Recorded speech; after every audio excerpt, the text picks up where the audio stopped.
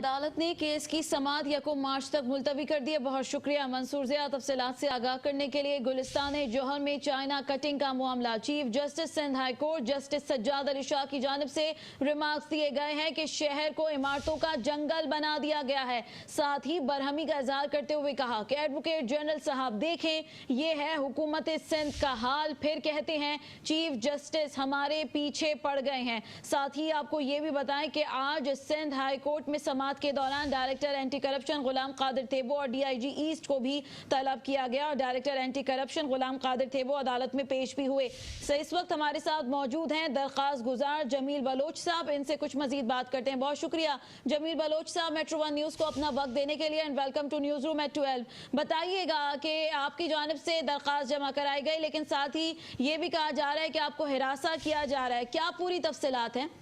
जी, मसला ये है कि मैंने बुलस्तान जौहर में 2 प्लॉटों पे एफआईआर कटाई और एक नॉर्थ कराची में कटाई, जिसमें एक ग्रुप है लैंड ग्रैबर्स का जो कि बहुत ज्यादा एक्टिव है। इसमें एक हमारा डायरेक्टर भी था केएमसी का पहले, बिलाल मंदर साहब, इमरान आगाई, इमरान महमूद और अपना मोहम्मद अहमद उर्फ आसिफ अमरीकन। इन्होंने तकरीबन सारे गुलिस्तान जौहर के जितने भी हमारे एमिनिटी प्लॉट्स हैं उस पे पोर्शन बना के लोगों को सेल आउट किए हुए।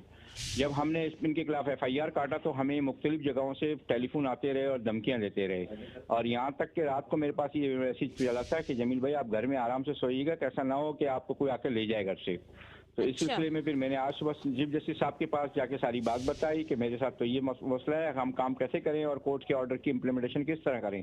तो उस पर जो है ना चीफ जस्टिस साहब ने डीआईजी को बुलाया और उस पर एक और भी हमने कंप्लेन की थी कि यहाँ एंटी करप्शन वाले आते हैं और यहाँ से हमारे यहाँ से फाइलें ले जाते हैं और हमारे अफराद को बाकायदा थ्रेट की जाती है कि अगर ये आप काम नहीं करेंगे तो आपको जो है हम उठा के ले जाएंगे, एंटी करप्शन में बंद कर देंगे। अगर हमसे जान छुड़ानी है, एंटी करप्शन वाले कहते हैं, तो इसी लैंड ग्रेबरों से आप बात करें।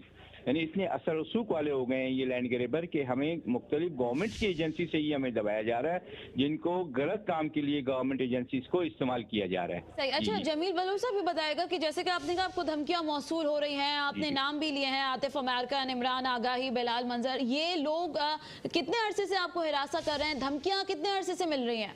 ये तकरीबन मुझे 2-2.5 साल से ये हमारे पीछे लगे हुए हैं, क्योंकि मैंने फर्स्ट स्टेज पर जब इनका एक प्लॉट बन रहा था 2012 में गिराया था, उसके बाद इन्होंने 2011 में एक हमारे एमिनिटी प्लॉट है जो पार्क के लिए मखसूस था, बहुत मशहूर केस है और वो उस पर चीफ जस्टिस पहले भी एक्शन ले चुके हैं। तो उस पर भी जब मैं गया था तो उस वक्त भी मुझे धमकियां दी थी और कहा था कि अब तुम अपने जाने आने के लिए हेलीकॉप्टर ले लें, और बाकायदा सिविक सेंटर में मेरे ऑफिस भी आ गए थे बाकायदा असले के साथ। तो उस पर मैंने एडमिनिस्ट्रेटर साहब से कंप्लेन की थी, तो उस वक्त सिविक सेंटर में फिर कहा गया था कि किसी बंदे को चेक किए बगैर ना छोड़ा जाए।